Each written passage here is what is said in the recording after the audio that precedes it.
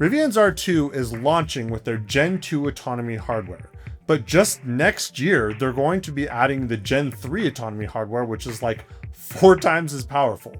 Yet, James Philbin, their head of autonomy, has told us that the two platforms are going to be pretty much indistinguishable from one another for the next couple of years. But how is that possible with the next gen launching with so much more power and just right around the corner? Well, that extra compute headroom might not make as big of a difference as you think it does. Let's talk about it. If you're new here, welcome. I'm Mike, you're watching Thunderbolt Auto, and in this one, we're talking about why AI compute raw horsepower isn't necessarily the whole picture for a self-driving car. I love getting into these technical details about autonomy and EVs, and if you enjoy that too, hit subscribe because there's a lot more of that coming. Also, if you want to support the channel, check out these cool t-shirts and stickers you can get at shop.tvoltauto.com. Let's start by talking about just the raw compute horsepower that these systems have. We'll be measuring in TOPS. We'll start kind of at the bottom of the barrel for this one, Comma.ai. If you're unfamiliar, Comma is a device that sits in the windshield of your vehicle. It's an aftermarket little box that just plugs into the wiring for your car, and it can add autonomous capabilities to your vehicle, which is pretty cool. In fact, as a little side note, if you're interested in seeing how Comma performs compared with Rivian system or Tesla system, I ran it through my Mountain Loop test and you can see that video right here. But going back to the Comma, it has about 3 TOPS worth of compute. Now, to compare this to what Tesla Hardware 4 or Rivian Gen 2 systems are, they run, 200 to 400 TOPS. And in the Comma, we're talking about 3. It's literally an old smartphone chip. I think it's like a 3 or 4-year-old smartphone processor that's in there. So how is it able to punch so far above its weight class? Well, it just comes down to limited scope. The device has 3 cameras. It has one pointed at the driver to make sure that you're paying attention, and it has 2 that are facing outward, a wide angle and a narrow angle. And it really limits the things that it looks at to the most important elements. It looks at the driver to see if they're paying attention. It looks at the markings on the road or the edges of the road to see more or less where the road is. And it tracks one vehicle that's directly in front of you, maybe a second one if you're doing a lane change or a merge or something like that, and there's multiple vehicles that are crossing over in front of you, but usually just the one. And just by simply limiting the scope of what you're looking at, you can really get a lot out of that compute. It's amazing what they've been able to squeeze out of that. In fact, the crazy thing is that chip is actually being limited by thermals alone. They recently released a new version called Comma 4 that has a lot better thermal management. And even though it uses the same processor as their previous Comma 3X, it can get a lot more performance out of it just because it has better thermal management. But even with those thermal limitations, it's amazing what they've been able to do with that. And speaking of thermals, I just want to give a quick shout out to Vion for sponsoring this video. With how hot this summer has been, I cannot overstate how incredible these sunshades are. Vion sent out some sunshades that are now color matched to the Ocean Coast interior available for the R1, and they really help with the summer heat. Use my referral code TVOLT to get 10% off.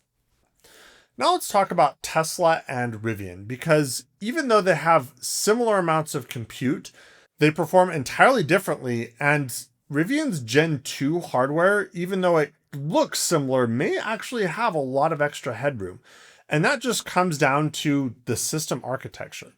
Tesla uses just cameras around the vehicle, and with just cameras that are, mind you, lower resolution than what Rivian ships, they're able to do wonders. FSD 14 is so far beyond anything else on our market. And it's really a testament to software maturity and optimization. But even though the software is so mature and so well optimized for Tesla, Hardware 4 may actually have less headroom. And that just comes down to the fact that it's only using cameras. In order for a self-driving system like FSD to function, it has to have an idea of where everything is. It sort of builds a 3D map of the world around it that it can see where objects are, how big they are, how fast they're moving, space that's occupied, space that's unoccupied that you can drive into. And it has to just sort of compute all of this on the fly, and it's constantly changing with every new frame that the cameras send to the computer. And when you're working with just a raw image, it takes a lot of work because it's a 2D image that you're getting from these cameras, and you have to figure out where things are in 3D space from that 2D image. On the front of the car, there's actually a slight advantage because it has a wide angle and a narrow angle camera that are pointed in the same direction, so you get sort of a binocular vision like a person has. But even with that binocular vision, it takes a lot of math and compute horsepower to figure that out.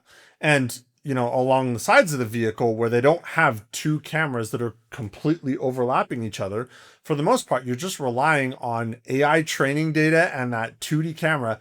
And it takes a lot of effort to build that 3D map. But Rivian, on the other hand, doesn't necessarily have to work as hard, at least for the vehicles that are in close proximity. And that's because they also have radars. Think of it like this. I'm going to give you a photo of a car that's driving down the street. And just based on that two-dimensional image that I give you, you have to figure out how far away that car is from where you're standing. And with a little bit of math, you could probably figure out how far away that car is by using references like, oh, well, I know how big a stoplight is, and, based on the size that it is in this picture and measuring things out, and maybe I can do some geometry, and you can more or less math your way through it. And that's exactly what the Tesla system does. The Rivian system, on the other hand, is given that same sort of image, just here's a picture of a car in front of you, but it's also given a precise radar measurement. So the radar can say, for example, oh, that car is 20 feet away.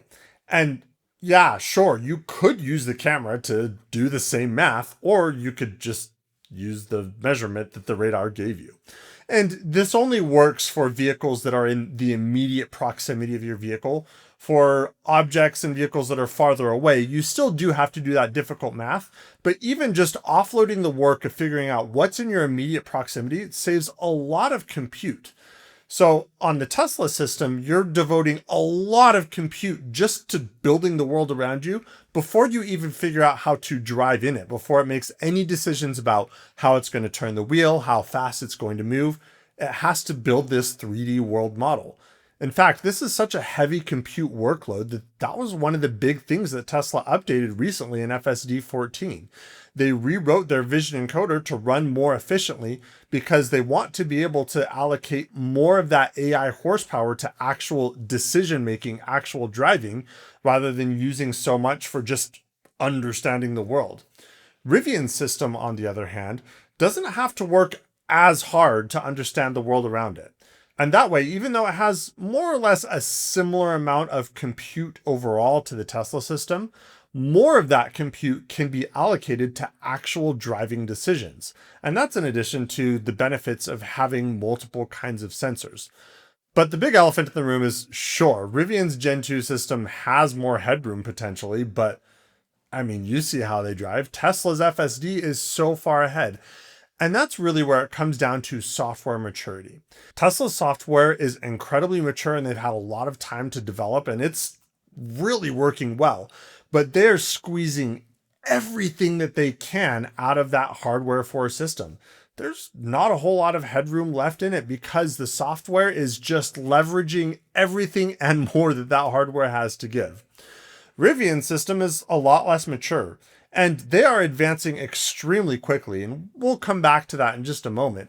But even though the hardware has a lot more headroom in it, the software has yet to take advantage of that headroom fully. But we are moving towards that very quickly. Rivian has not been shy about talking about their point-to-point self-driving system having its initial release this year. I wouldn't expect it to necessarily be up to Tesla FSD 14 right at the start. But the fact that they have their initial version already coming out this year, that's pretty quick advancement. But that's not even to mention Rivian's Gen 3 hardware platform that's like 4 times more powerful that's shipping in the next model year of the R2. Let's talk a little bit about why Rivian may have done this. If they've not even hit the maximum headroom for the Gen 2 platform, why are we even talking about Gen 3? The answer actually comes down to the LiDAR most likely. And the LiDAR's kind of an interesting animal because the way that it works is it shoots a whole bunch of laser beams all over its field of view. It sees how long it takes for those laser beams to bounce back, and using a whole bunch of little pinpoints across its field of view, it can more or less build a 3D image of what's going on in front of you. LiDAR is not something that's new to Rivian or Tesla. For years now, they've both been using what they call ground truth fleets, where they have company-owned vehicles that they drive around with crazy LiDARs all over the place. And they use those to grab high-density 3D data that they can use to train the cameras so that the cameras have a better understanding of the world. So they've shrunk that concept down and they're going to throw it onto the R2. Well, the Gen 2 system isn't necessarily equipped to take in all of that data. The thing is, when you have several cameras around the vehicle, it sends a full grid of pixels of what it's seeing, and it does that 60 times per second. It's very regular. This is a very known problem in computing. And at this point, we actually have dedicated chips just for processing video input. And everything has these chips, from our smartphones to our computers to the autonomy computers in the vehicles that we're talking about now. So that's a well-solved issue. But hardware optimization like that doesn't necessarily exist for a LiDAR. It's going to be spitting out a ton of raw data. And even though technically the data stream is probably smaller than what you would be getting from a camera, we don't have the same hardware optimization to be able to process that data with the same efficiency. So we need a lot more headroom to do that. Editor Mike here, and I just wanted to add a little bit of extra context to this one. The LiDAR generates a data stream that actually requires a fair bit of processing. And the processing required for that eats into the headroom that you would want to use for driving and decision making on the road. So in other words, Gen 3 has to work harder to get the same results as Gen 2 just because it has that extra data coming in. Now, to be fair, Gen 3 has way more than enough headroom to account for the LiDAR plus way extra beyond that. But just worth noting that it does require a lot of extra processing power on Gen 3 just to get the same results as Gen 2. And initially, Rivian is not actually going to necessarily use the LiDAR as an active participant in the self-driving. It's more going to be used for that ground truth fleet that I was referring to before. It's going to be used to train the cameras to work a little bit better. And the nice thing about this, it's going to benefit both Gen 2 and Gen 3 hardware. So that's really the goal of getting the LiDAR out there. Even though Gen 2 has a lot more compute headroom left with it, this is really more about just collecting that LiDAR data and getting that out in the world sooner so they can collect data more. Because Rivian has kind of a disadvantage when compared to Tesla as far as data collection. Tesla has so many vehicles out on the road that are all collecting high quality data that they can use to train their AI models. Rivian's fleet is significantly smaller. And while the lower priced R2 is certainly going to help a lot with that situation, they still need to collect a lot of high quality data. And this is part of their strategy for moving so quickly. The underlying technologies that Rivian is using here are a lot more mature than it was when Tesla was at the same stage that Rivian is at now. So getting that LiDAR on these vehicles to collect all of that data so they can train their AI model faster is really what they're betting on here. So much so that they're making very bold promises that they're not backing down from as far as their self-driving targets and timelines. And honestly, I tend to believe them where they're going with this. Because if they're going to be launching their initial version of their point-to-point self-driving this year, before they even have LiDAR starting to ship, I can only imagine how quickly things are going to move once they do have that data collection. Because they have so much more headroom on Gen 2, and the Gen 3 headroom isn't going to be taken advantage of for years to come. They're just pushing Gen 3 out now because they need the data, not because their platform needs the extra headroom yet. So I think that's a really big factor in why they're saying that the Gen 2 hardware and the Gen 3 hardware, as far as the end consumers are concerned, they're not really going to function that differently for years to come. The first real noticeable difference will be with hands off, eyes off. They said that there will be some extent of unsupervised driving with the Gen 2 hardware, but eventually the Gen 3 hardware will have more of that unsupervised driving. And that likely won't be because of the processor in it. That likely won't be because it's got a whole bunch more headroom. It likely will be just because it has that LiDAR as an extra layer of redundancy more than anything else. But as a quick little side note, I don't think that the hardware or even the software is really the big barrier for unsupervised self-driving. I think there's a lot of liability and legal issues that people don't really love to talk about. But we'll save that one for a future video. Don't worry, we'll come back to that one. Hit subscribe so you don't miss it. So what's the final verdict here? Is all of that processing hardware really worth all of the hype that it's getting?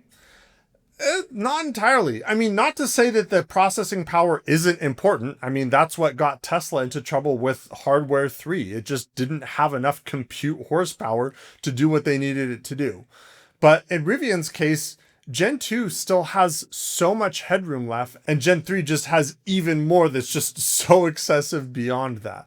Pushing Gen 3 out isn't so much about the processing horsepower, at least not right now. It's more about just getting that LiDAR out there in the world. So what do you think? Does this change your view on whether you should wait for the Gen 3 hardware or if you're going to stick with Gen 2? Let me know in the comments down below, and I'll see you next time. Anyone want to check out these babies? This is the free one. This is the one that everyone and their dog is going to get. This is the one that everyone loves but no one's going to get. This one's old hat but cool. No comment.